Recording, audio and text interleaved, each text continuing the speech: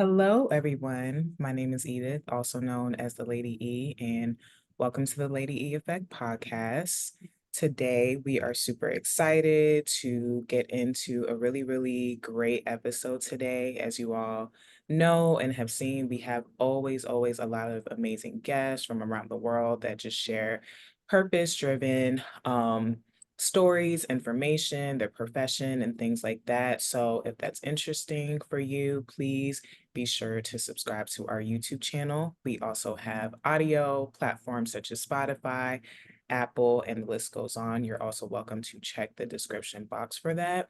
But yes, as we said, today is a really great day. Like I said, we always have wonderful guests. So without further ado, I will give you the floor and introduce yourself and please let us know who you are. Sure. My name is Brent Peterson. I'm the founder of ContentBasis, and we're AI forward, if I can say it that way. We're an AI-driven company that helps clients reach goals through managed AI, generative AI, analytical AI, anything you can imagine, we're helping.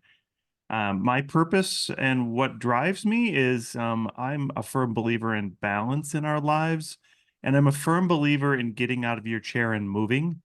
Um, I run a lot and I pace. I'm a pacer for different races, and I believe that as sedentary beings, which we've all now become, that we need to get up and move around a little bit. Wow, that's amazing. Well, thank you so much for introducing yourself and sharing some of the things that you shared with us. So, right off the back, I just want to get into your company. That's actually very interesting. A lot of people, of course, nowadays, AI is nothing new. It does stand for artificial intelligence, but there's people that probably don't have too much information. So, if I could just start off with my first question, if you can give us a little bit of the background of your company, what led you to create the company, and if you could share a little bit more of AI for those that don't understand what the purpose of it is for. Yeah, I think so. Artificial intelligence or machine learning has been around for a long time. And I have a great friend, Kate Bradley, who has a company called Lately.ai, who has been doing this for a long time as well. And I would encourage you to visit her site if you're looking for marketing. Mhm. Um, it blossomed, or it had really came out when ChatGPT was launched. Everybody now knows about it and thinks about it. If you can think about going from business to retail, now AI is in the front of anybody and anybody can use it, right?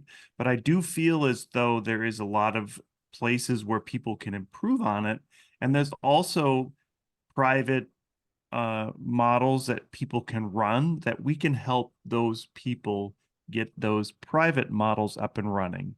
There's also different types of generative AI. There's voice, there's image, there's text, and then there's just straight up analytical AI where you want to take a bunch of numbers, crunch them, and figure out what's the best way of moving forward, let's say in marketing or whatever you're doing, on trying to not both share your information with somebody else, but also find the best model that works for you. Hope Definitely. that worked. Yes, definitely. So, thank you for sharing that.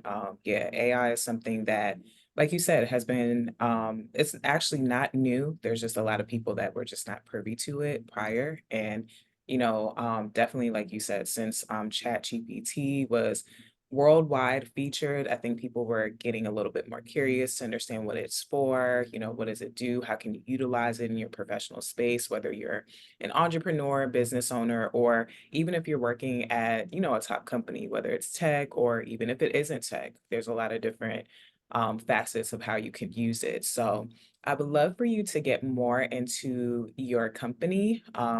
It is definitely something that is needed in terms of content. And, there's a lot of creators like ourselves, whether it's in the podcast space, YouTube space, or just content creators.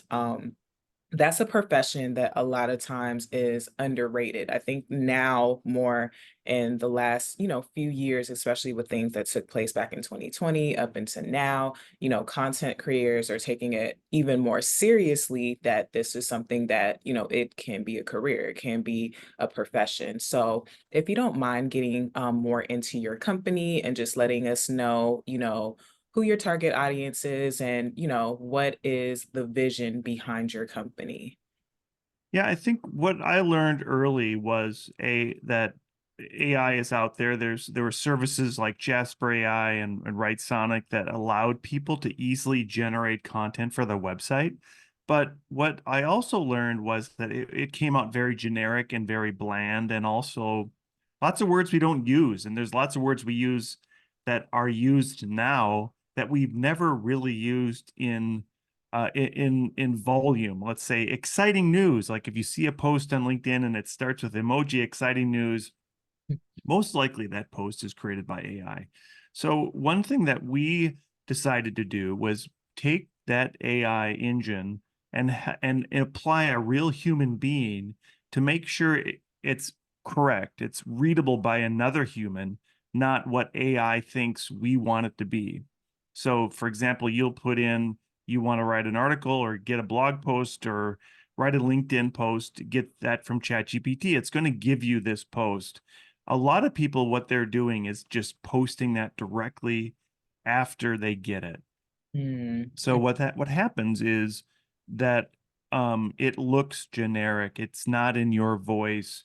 It isn't something that you'll want to read because it sounds like everybody else's post. So what we do is we have US based writers, editors that will learn the client's voice and then help put that voice into a article or a post or wherever that content is going to go, and then consistently follow that. What I learned a long time ago is we had hired some college writers, and those college writers would also need a lot of editing, a lot of updates, a lot of spelling corrections. They do a lot of research to generate that article. So I see ChatGPT as that place where you're going to get your content, but somebody's still going to have to read it, go through it, make sure it's right. The second part to that is um, your editor or your writer may not know whatever they're writing is valid. It doesn't matter if it's a human or if it's ChatGPT. That content expert or subject matter expert is the next important part in that puzzle. So we bring on somebody that's going to ensure that whatever that content is valid. It could be the client, it could be their specific space is what they know best, and so we have people in the exercise space or people in the nutrition space, and we don't want to put out something on their behalf that's invalid. So we'll run that by them to ensure that at least it's correct, and then we'll fix it. And then the last part that ChatGPT does really well is cite examples. But what it doesn't do is say, are these examples true or not? And it doesn't give an actual reference to that example. So we'll find where examples are given and we'll ensure that there's a link to that example to make sure that's correct. And I think everybody's heard of hallucinations now in ChatGPT. mhm, Those hallucinations are real. And if you don't check it, you're just putting out more bogus garbage onto the internet. mm. Wow, that's some very, very valid points that you brought up because, for those that either tested out ChatGPT at whatever capacity or just using AI, like Jasper, like you said, and at this point, it's tons and tons of different AI platforms that you can use for various areas of profession. However, I like the fact that you did highlight that us as humans, we're obviously not machines, but this is something where we still need to be the dictators. We still need to oversee what's going on. And especially when you have a clientele that has a particular need or pain point, or they're also entrepreneurs or business owners themselves. And, you would like to have work that something like ChatGPT or AI can really benefit in terms of maybe saving time, putting things together that, maybe if it's just maybe a team of individuals, it might take a little bit longer or things of that nature. But it's still important to have humans take a look, thoroughly go through, edit the work, edit to see like, does this sound like it's representing an actual human? Does it represent the mind, the vision, the mission of what they're looking to get out to whether it's their target audience or just everyday people? So it's important to talk about this because, I'm sure in various spaces people do discuss artificial intelligence or AI to whatever capacity. And, they say like, oh, you can do this and make all this money, which I'm sure you can, but it's important to understand that you can't just put things on it and it runs its own. Just like, if we're a dog owner or we have, an animal, they're animals. So they're still expecting us as humans to give them direction, discipline, teach them how to set boundaries or just teach them order and instruction. So that's really important that you highlighted,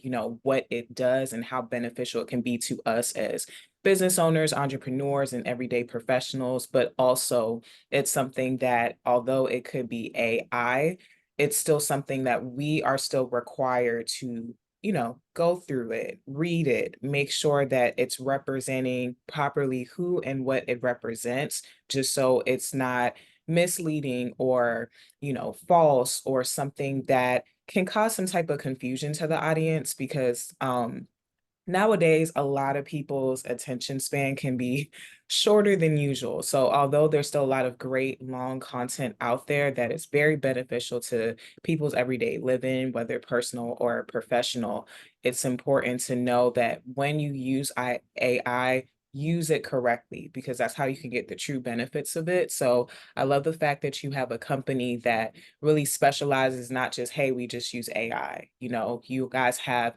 the empire around the technology. And I think a lot of times when people promote and discuss things in terms of AI or chat GPT or anything in that realm, they kind of focus more on like AI, this is what it can do, but they don't fully properly educate, hey, there's ways that you need to prompt these type of platforms. You need to, articulate this if you're expressing a certain need that you want. And just, as you would train yourself exercising or train your mind or your sleep, we do need to train these AI platforms and technologies we have to operate. Of course, not from a human perspective, but understand that it's still a human mind that can help get this proper content out for our customers. So, thank you so much for sharing that. That's really important. I have about two more questions before we close out our segment. So, I definitely wanted to ask you in terms of in business and entrepreneurship, there's of course a lot of needs and wants and things like that. But from your perspective and with the clients and the professionals that you deal with on a daily basis, what do you think is one of the top needs in our professional spaces right now? I think one of the top needs is, well, for an entrepreneur, I think the top need is to learn from other entrepreneurs. So I belong to Entrepreneurs Organization, and it's a peer group. It's not a networking group. And you can share your experience with somebody else. It doesn't even have to be in your space, but there's certain things as entrepreneurs that we all do that other people can't understand. The Mm. typical example is, am I going to make payroll this week? Nobody can, if you're getting a paycheck, you assume that paycheck is always going to come. But there, if you're a small business, you're on the other side of the table and you could be worried about cash flow. So having a place to share and talk about that sort of experience, I think is the most important thing any entrepreneur needs to do. It doesn't have to be Entrepreneurs Organization, but it has to be a group of people that you can share your experience with so that who have an understanding of what you're going through. Hmm. Yeah.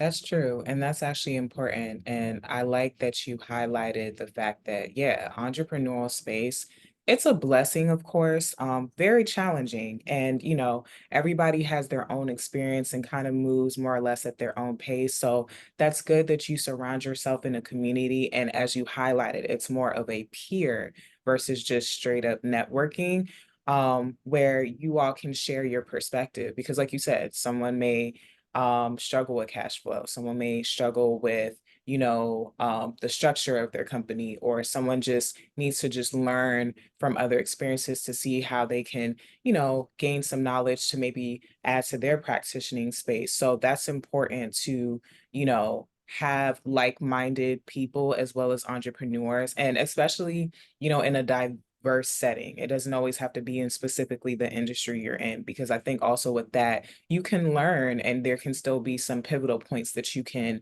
be able to apply to your lane of entrepreneurship. So thank you for highlighting that.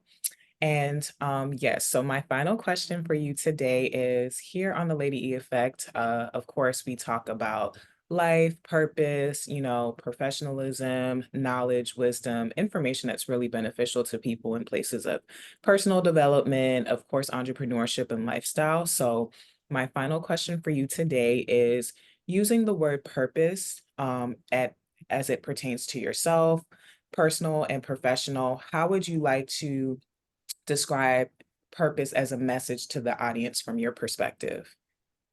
I think that people see you as what you're doing, and my purpose is that I don't want to be the person that's only just working all the time. My purpose is to show people in community that movement helps you in your life in general. It teaches you discipline. It helps you to live longer. And I give an example of I volunteered as a group called Mile in My Shoes, where we help people coming out of prison, uh, homeless people that are just getting off the street, and we run with them. We run with them if they're free. They always do 1 mile, and it's most of the time it's walking that first mile, but we help them through movement. But the broader part of that is that you are talking to somebody in an environment where you don't have a lot of distractions. You don't have a phone in front of you. You're not in front of your computer, so you have a chance to talk to somebody at a real level. And the longer you do it, the more conversation that's going to come up, and the more things you're going to learn about that other person. And it goes both ways. So I believe that people can change their lives through movement, and it could be walking, it could be yoga, it could be any way of getting into community where you turn off all those electronics and you do something that is different than what you normally do. And that I believe that thing is some sort of movement in community. That is wonderful. That is a powerful, powerful response. Thank you for sharing that. Definitely wanted to highlight these things before we close out as well. I love the fact that you highlight, the track and field space. That's definitely a background that I'm myself am very connected to. Running as a sprinter, but also doing cross country and just loving the different events that take place with track and field. I feel like it's very aligned with life. So even with your response, that really resonated with me. And I'm sure those in, whether it's the sports or the audience space, there's movement that takes place. Movement is very connected to behavior. So when it comes to your movement, and then just even having something amazing like that, where you have a community that connects with individuals that, experience hardships, whether it was homelessness or it was coming out of prison or jail. And, that's an experience within itself. But running, it's such a beautiful thing because it just kind of feels like the weight is being lifted off of your shoulders. So whether you're taking a power walk or you're sprinting or you're doing cross country or you're just simply walking or just moving on the track, there's a lot of peace that comes. There's a lot of release that takes place. And I love the fact that although we're in the type of professions that we're in, like you said, it is so essential to turn off technology at some point. We have to learn how to get back into those days where we can just simply be outside and move. It doesn't have to be at a quick or slow pace, but just, a movable pace where, you can just converse with one another. You can share things that, like you said, has a mutual benefit. And that's something in today's world that it's not missing, but I think because of a lot of times it's easier to talk about technology or marketing or just very powerful areas in our professional space. But getting back to the basics, of just simply being a human, talking, moving, conversing, that's a very powerful thing. So I love the fact that you have a very well-rounded, well-winded, excuse me, mindset in terms of just understanding the needs of your clients and providing what is best for them in your professional space while also letting the technology be the technology, the humans being the humans. But when you're also outside of that space, still understanding the power of movement and utilizing that in community, exchanges. So that is just really important for us to really take in. So I hope the audience is really, taking the time to, take in the information that was provided today as well as your experiences. So, I also want to highlight too that you do have a podcast, and I would like you to share more about that. And anyone that would like to reach out to you, whether it be your website or any social media platforms, and those that are looking to connect with you, how can we do so? Sure. I have a podcast. It's called Talk Commerce. It's talk-commerce.com. And you're not going to believe what we talk about. We talk about commerce. Um, and I do have another one that I've started. It's called Uncharted Entrepreneurship. And they're both weekly podcasts that I put on. You can get a hold of me, Brent, Brent, at contentbasis.io is probably the best place. And you can always find me on LinkedIn, Brent W. Peterson. Perfect.